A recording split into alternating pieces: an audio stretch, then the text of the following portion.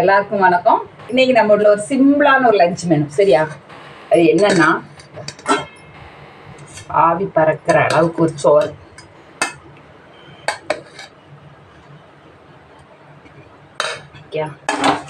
சூப்பரான அடுப்பை பற்ற வைக்காத ஒரு வெள்ளரி பிஞ்சி பச்சடி.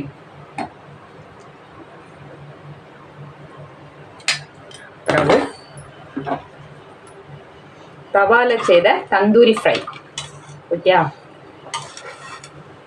பார்த்தாலே தெரியும், ஒரு சொட்டு தண்ணியோ எண்ணெய் எதுவுமே இருக்காது.